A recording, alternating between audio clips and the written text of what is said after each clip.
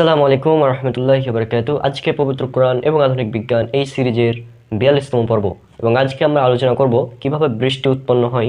এই বৃষ্টি উৎপন্নের কৌশল পবিত্র কোরআন এবং বিজ্ঞানের আলোকে আমরা আলোচনা করব। তো চলুন আমাদের আলোচনা শুরু করা যাক।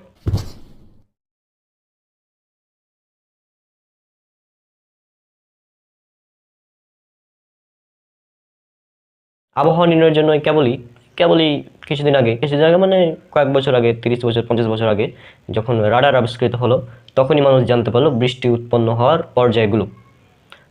এর আগে এমনকি 16শ শতাব্দীর পরে বিজ্ঞানী ফ্লেজ মিলিটাস যে তত্ত্ব দিয়েছিলেন হাইড্রোলজিক্যাল সায়েন্স সম্পর্কে, সেটিও ছিল অসম্পূর্ণ।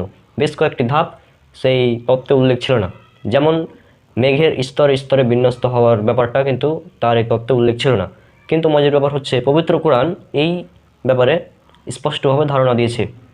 এই মেঘের স্তরে স্তরে বিন্যস্ত হওয়া সম্পর্কে পবিত্র কোরআন স্পষ্ট ধারণা দিয়েছে। এছাড়াও বৃষ্টি উৎপন্ন হওয়ার যে আধুনিক পর্যায়ে রয়েছে, অর্থাৎ আধুনিক বিজ্ঞান যে বৃষ্টি উৎপন্ন হওয়ার কৌশল বলে, সেটা এবং পবিত্র কোরআনের যে তত্ত্ব সেটা একই। পরবর্তীতে বিজ্ঞানী ফ্লেজ মিলিটাসের তত্ত্ব সংশোধিত হয়ে পবিত্র কোরআনের সাথেই মিলে গেছে এবং বর্তমান আধুনিক বিজ্ঞান যে তত্ত্বে বিশ্বাস করে বৃষ্টি উৎপন্ন হওয়ার যে প্রক্রিয়া, এবং এটা ফ্যাক্ট, এইটা পবিত্র কোরআন আজ থেকে 1400 বছর আগেই বলেছিল। তো চলুন আমরা এই বিষয়টি খুব ভালোভাবে জেনে নিই। প্রথমত, বাষ্পীভূত পানি বা জল রৌদ্র বা বায়ু প্রবাহের মাধ্যমে উপরে উঠে যায়। এরপর সেখান থেকে উৎপন্ন হয় মেঘমালা এবং তারপরে আমরা দেখতে পাই বৃষ্টিকণা। আর পবিত্র কোরআনে এই ব্যাপারটি একটি আয়াতে খুবই সুন্দরভাবে উল্লেখ করা হয়েছে। যেমন এটা আয়াতের উল্লেখ করা আছে সূরা রুম, সূরা নাম্বার 30, আয়াত নাম্বার 48। তিনি আল্লাহ, যিনি বায়ু প্রেরণ করেন, অতঃপর তা মেঘমালাকে সঞ্চারিত করেন, অতঃপর তিনি যেভাবে ইচ্ছা মেঘমালাকে আকাশে ছড়িয়ে দেন, অতঃপর তিনি তাকে স্তরে স্তরে বিন্যস্ত করেন, অতঃপর তুমি দেখতে পাও তা থেকে নির্গত হয় বৃষ্টিধারা। পবিত্র কোরআনের আয়াতে সংক্ষেপে বৃষ্টি উৎপন্নের যে কৌশল বা প্রকৌশল, সেটা খুবই সংক্ষেপে উল্লেখ করা হয়েছে। বিজ্ঞানীগণ মেঘমালার উপর পর্যবেক্ষণ করতে গিয়ে বৃষ্টির মেঘ উৎপন্নের এক বিস্ময়কর ফলাফলের মুখোমুখি হন। সুনির্দিষ্ট সিস্টেম এবং পর্যায়সমূহের মধ্য দিয়ে তৈরি হয় মেঘমালা, বৃষ্টির মেঘমালা ও আকার ধারণ করে স্তরে স্তরে মেঘমালা, যা এক ধরনের মেঘ যা নিম্নের পর্যায়গুলোতে ধাপে ধাপে বিন্যস্ত হয়।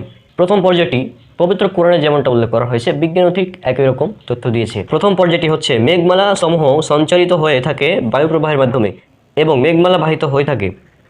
দ্বিতীয় পর্যায়টি হচ্ছে সংযোগীকরণ বা পুঞ্জীভূতকরণের পর বায়ুবাহিত ক্ষুদ্র ক্ষুদ্র মেঘমালা একত্রিত হয়ে বৃহত্তর মেঘ সৃষ্টি করে। পবিত্র কোরআনের বর্ণনাটাও ঠিক একই রকম। 3 নং পর্যায়টি সবচেয়ে বেশি গুরুত্বপূর্ণ এবং এটি হচ্ছে বাষ্পীকৃত হওয়া। ছোট ছোট মেঘমালা একত্রে সংযুক্ত হয়ে বিশাল মেঘমালার আপড্রাফট বেড়ে যায়। এই আপড্রাফট মেঘমালার প্রান্তভাগের চেয়ে অভ্যন্তরীণ ভাগে একটু বেশি জোরালো। এই প্রক্রিয়াতে মেঘগুলো খাড়াখাড়িভাবে বা লম্বালম্বিভাবে বাড়তে থাকে বা জমা হতে থাকে, জমা হতে বাড়তে থাকে।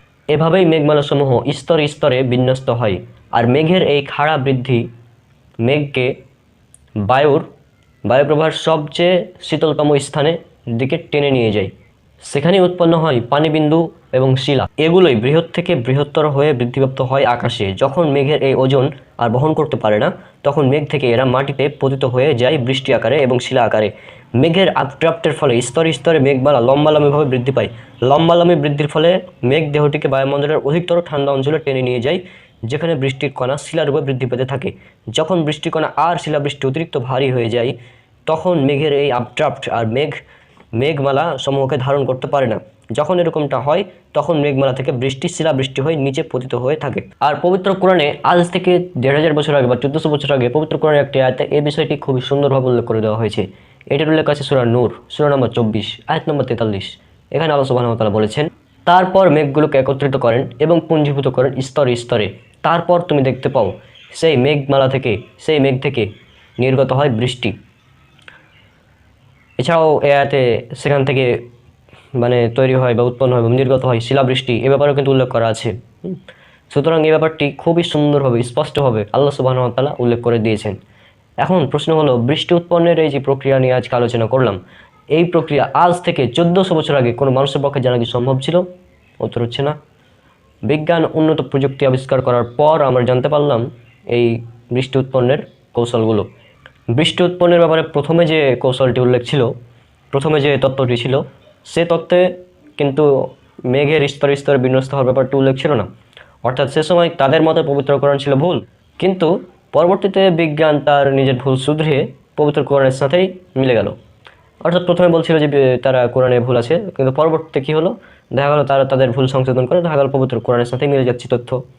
তো এরকম অনেক তথ্য রয়েছে যেগুলো বিজ্ঞান আগে বলেছিল ভুল, পরবর্তীতে এসে কোরআনের সাথে একমত হয়েছে। এরকম অনেক তথ্য, যেমন আগে বিজ্ঞান বলতো পৃথিবী হচ্ছে সমতল, পরবর্তীতে কোরআনের সাথে একমত হয়েছে পৃথিবী হচ্ছে ডিম্বাকৃতির। তো এরকম আরও অনেক তথ্য, বৈজ্ঞানিক তথ্য আমাদের পবিত্র কোরআন এবং আধুনিক বিজ্ঞান সিরিজের মাধ্যমে আলোচনা করা হবে। এবং ইনশাল্লাহ পরবর্তী এপিসোডে আমরা আলোচনা করব পানিচক্র সম্পর্কে বিস্তারিত ব্যাখ্যা, অর্থাৎ পানিচক্রের বিস্তারিত বর্ণনা পবিত্র কোরআনে রয়েছে। এটা নিয়ে আমরা আগামী পর্বে আলোচনা করবো ইনশাল্লাহ। আল্লাহ সুবহানাহু ওয়া তাআলা সবাইকে শান্তিতে রাখুন। আসসালামু আলাইকুম ওয়া রাহমাতুল্লাহি ওয়া বারাকাতুহু।